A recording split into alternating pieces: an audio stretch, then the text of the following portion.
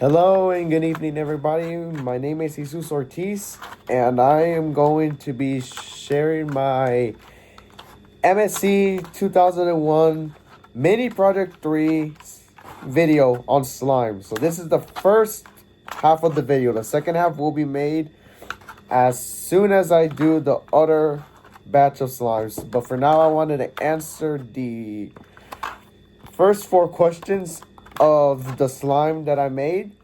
So for the first question, I'm currently doing the slime right now. The first part, it says hold the slime with both hands and pull it apart quickly. And the question is, how does it deform? So I have it here and it deforms. Oh God, I gotta fix this, but okay.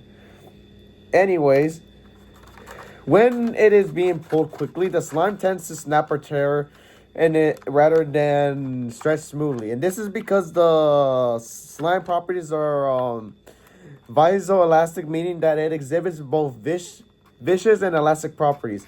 At high strain rates, aka fast pulling, the elastic component dominates and the polymer chains do not have enough time to slide past another, so the material resists deformation and it breaks, just like the example that I showed. Now, it says to hold the slimes, now it says to hold the slime and tear it apart slowly. As you can see, it is now slowly. And how does it deform? Now, in this case, when it is pulled slowly, the slime stretches easily without breaking. This is because the polymer chains now have enough time to slide past each other, rearranging under the stress. This demonstrates the vicious behavior of the slime. The material flows and elongates over time. Now, for question 3. Hold the slime with one hand and let gravity stretch it. Roll it into a ball and let it sit on a flat surface. Well, I can try. It's on the table now. It's kind of bad. So what happens, and what is this an example of? So pretty much when it left under its own weight, the slime sags, it spreads, and it slowly flows. If rolled into a ball, it's going to flatten and it's going to deform over time. And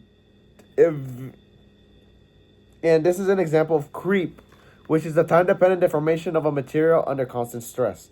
And for the last question, we have pull the slime apart and hold it at a fixed distance.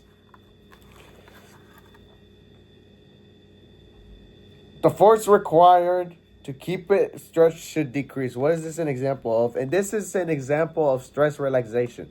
When the slime is held at a constant length, the polymer chains gradually rearrange and slide past each other, reducing internal tension.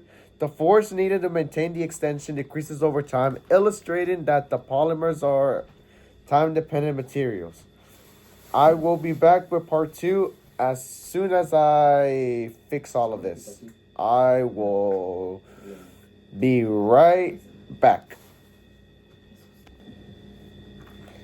Hello and welcome back. This is the second half of the video.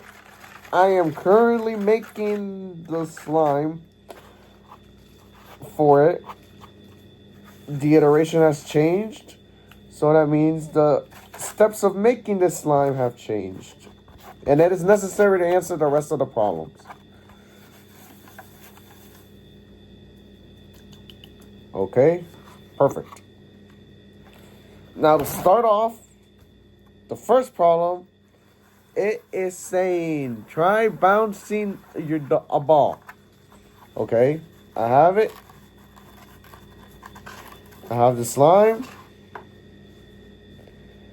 I made it into a ball.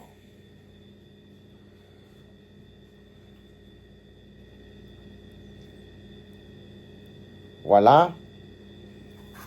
We let it bounce.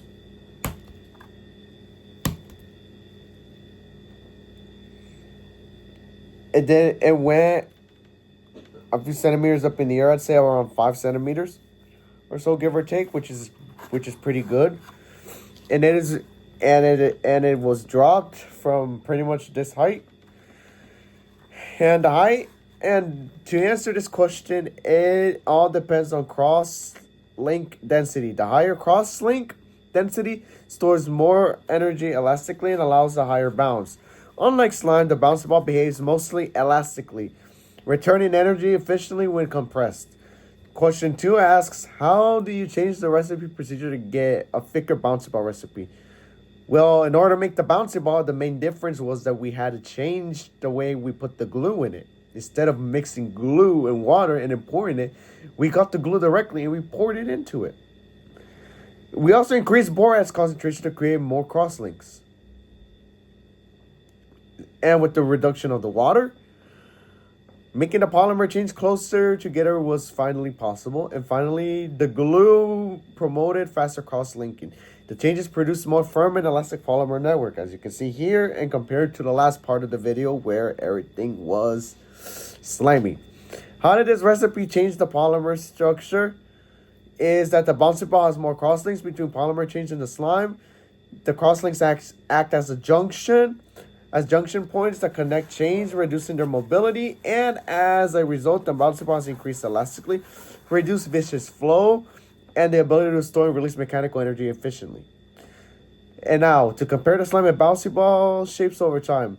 The slime spreads and sags due to creep that it has and does not maintain its original shape. The bouncy ball, however, maintains its near perfect shape, spherical shape over time, at the same time period, and very little deformation happens. As a result, the highly cross-linked polymers resist long-term deformation, while lightly cross-linked polymers deform easily. And now for the last question. Which batch has a higher Deborah number? The bouncy ball, 100%. And the reason is because the bouncy ball has a high Deborah because it behaves as a solid during the time of its observation. The slime is lower because it acts as a liquid as it flows and transcends into its gooiness. This is higher. This is solid. It has a higher number. Thank you so much for listening to my video. I hope you all have a phenomenal rest of your day. God bless. Goodbye.